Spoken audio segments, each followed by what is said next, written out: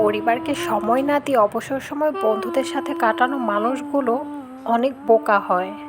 Office শেষে colleague বা বন্ধুদের সাথে দীর্ঘক্ষণের আড্ডা, চায়ের আসর ছেড়ে অনেক রাত করে বাড়ি ফেরা, ছুটির দিনগুলোতে দল বেঁধে বন্ধুদের সাথে ঘোরাঘুরি করা আর হুট করেই ট্যুরে চলে যাওয়া।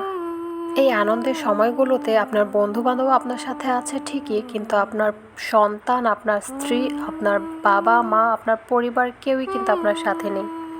এই শ্রেণীর মানুষগুলো জীবনে খুব বড় ভুল করে থাকে। মেয়েরা একজন পারিবারিক মানুষকে স্বামী হিসেবে পছন্দ করে। মা এমন একটা সন্তান পছন্দ করে যে সন্তান কিনা দিন শেষে মাকে একটু সময় দিবে। হাজারো ব্যস্ততার মাঝখানে মার জন্য একটু সময় বের করে তার সাথে একটু গল্প করবে। আর পিতার ভরসার জায়গা হয়ে ওঠে সেই ছেলে যে তার বাজারের ব্যাগটা টেনে নেয়। সন্তানরা এমন একটা বাবা চায় যে কিনা দুনিয়ার সব আসক্ত ছেড়ে সন্তানকে সময় দিবে। বাচ্চা কিন্তু সারা জীবন ছোটই থাকে না, এরা একটা সময় বড় হবে। আর বাবা মা হিসেবে এই সন্তানকে যদি আপনি একটু সময় দিতে পারেন, তাদের একটু খেলার সাথী হতে পারেন, এই সময়গুলোই কিন্তু তারা বড় হলে মনে রাখবে। একটা সন্তান কিন্তু পরিবার থেকেই শিখে। বাবা মা তার সাথে যে আচরণগুলো করবে সেই আচরণগুলোই কিন্তু ওরা শিখবে। ওদের পরবর্তী প্রজন্ম এভাবেই ভালো কিছু করবে। আপনি যদি আপনার সন্তানকে সুন্দর সময় দিতে পারেন, একটা সময় দেখা যাবে তার যে সন্তান হবে তাদেরকেও ঠিক সেভাবেই তারা সময় দিচ্ছে। কারণ তারা জানে যে আমার বাবা মা আমাকে এত সুন্দর সময় দিয়েছে তাদের হাজার ব্যস্ততার মাঝখানে।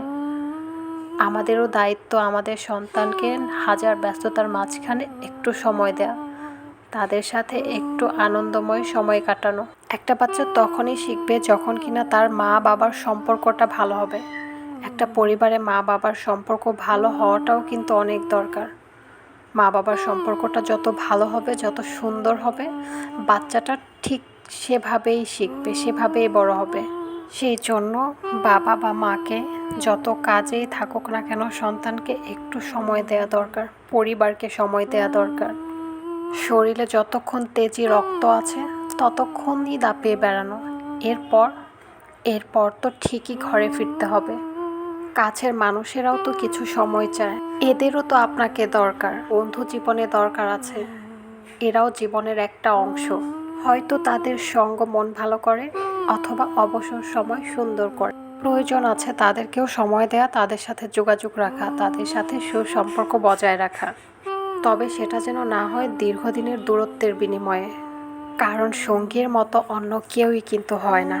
পরিবারের মতো করে কেউ কিন্তু কখনো আপনাকে নিয়ে ভাববে না, এই কথাটা মনে রাখা উচিত। আপনার বিপদের সময় কিন্তু সবার আগে আপনার পরিবারই আপনার পাশে থাকবে। তাদেরকে একটু সময় দিন, তাদের সাথে কিছুটা সময় ব্যয় করুন, দেখবেন জীবনটা অনেক সুন্দর। হয়তো বিকেলবেলা এক কাপ চায়ের আড্ডা, না হয় জ্যোৎস্নার আলোতে একটু দাঁড়িয়ে থাকা। একটা সময় যখন বৃদ্ধ হয়ে যাবেন তখন এই দিনগুলোই কিন্তু মনে পড়বে। এই দিনগুলোর কথা ভাবলেই তখন ভালো লাগবে। সবাই ভালো থাকুন, সুস্থ থাকুন, আর প্রত্যেক পরিবারকে ভালোবাসুন, তাদেরকে নিয়ে একটু আনন্দময় মুহূর্ত পার করুন। আল্লাহ হাফেজ।